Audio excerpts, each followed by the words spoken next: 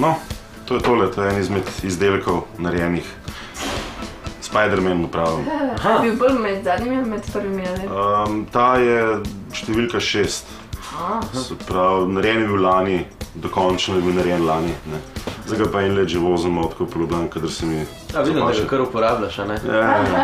A pa drugače svojim kolesom daješ imena tako?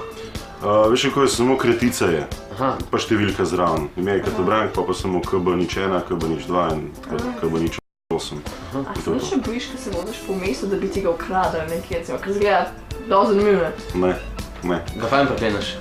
Sploh ne, imam tole eno ključavnico, pa mogoče eno ketno, ampak... Sicer pa tudi, če bi ga ukradil, si bi ga takoj videl. Točno to, ja. Tudi če bi ga prebarvali, bi ga največ tako videl.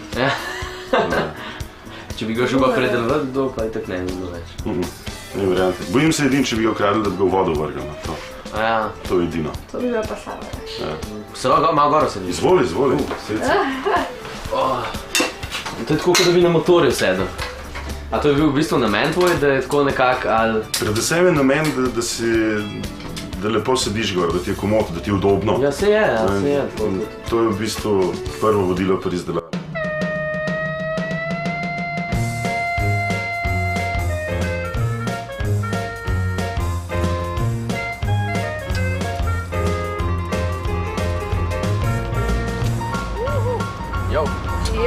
Kaj sem jaz ugotavil, ne? Kaj? Če bi imel jaz res tak bicikl, da bi vse ženske za mano padale. Zato bom jaz ziher ratu oblikovalec kovin.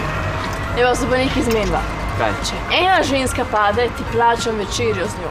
Pa če še na večerji pade, ti plačam zajtrk. Ja, itak.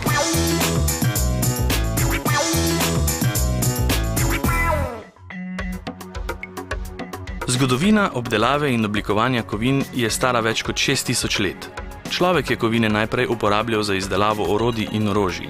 Sprva so bila bakrena, sledila pa so jim bronasta. Minila so tisočletja, preden je človek odkril železo.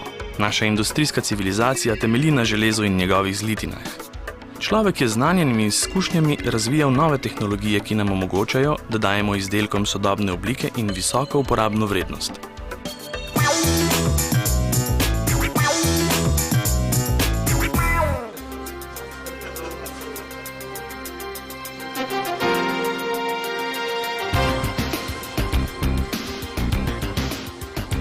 Midva se ful zanimava zdaj za tele stroje oziroma delostroj, pa naj zanima, kaj delajo pravzaprav tukaj z računalniki?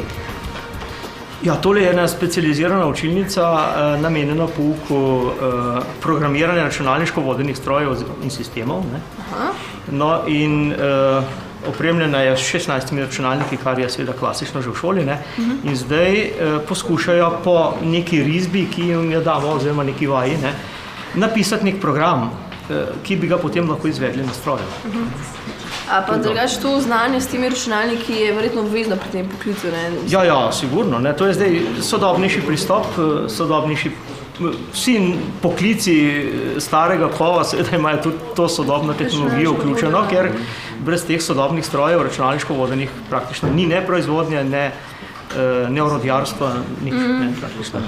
Pa tukaj delate samo program ali pa tudi praktično naredite to s tem? No, simulacijo lahko izpeljamo, seveda na zaslonu, v tem primeru ni težav potem na stroju, ker program je preverjan, potem pa po mreži se zadeva lahko do stroja pošlje in potem na stroju izdelamo izdelek.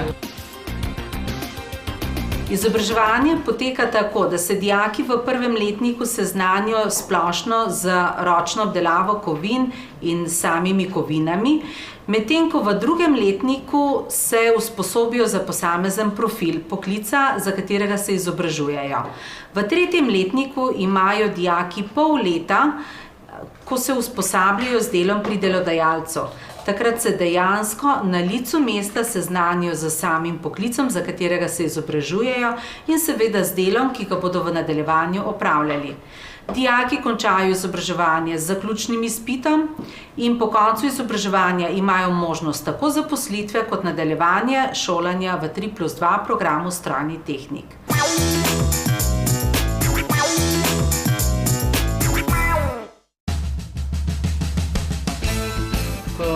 naša stojala. V bistvu posebnost stojal je, da so drugače oblikovana kot ostala konkurenčna. Ne. To stojalo ima brezstopenjski mehanizem, ne. To pomeni, da odpenja se s takim gumbom, ne, kar se stiska, je pa v bistvu drži tam, kamor se stisne. Ne. In gre lahko tudi prav skupaj. Ne. Odkje vam pa zamisel za tole?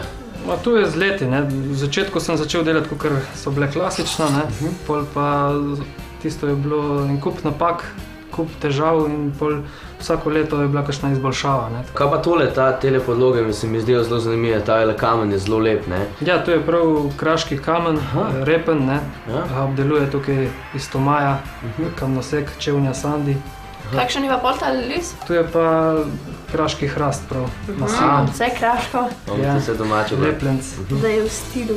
Kdo pa vam obliko za tole recimo naredi, ker tale vidim, da ima posebne oblike, ni čisto kvadratast, ne? Ja, to sem si jaz zrisal tako, pač po enemu pršutu sem vzel. Ste pa še malo takole umetnik zraven. Ja. Kako ste pa začeli z vsem tem? Vi boste pa delali zdaj stojala za pršut. Ja, oče je bil mesar, ne? Včasih se je kakšen pršut doma zrezal in je bilo treba imeti tudi dobro stojala, ne?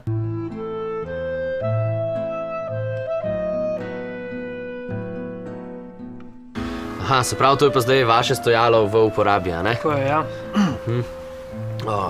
Lahko malo probam, ne? Kar izvolite. Božansko. Boljše je pršut na vašem stojalu, kot na kjerikoli drugih kupljenih, ne? Je bolj na tenko zrezen. Veš kaj, ko bom jaz enkrat dober oblikovalec kovin, bom imel tudi tak stojal za pršut.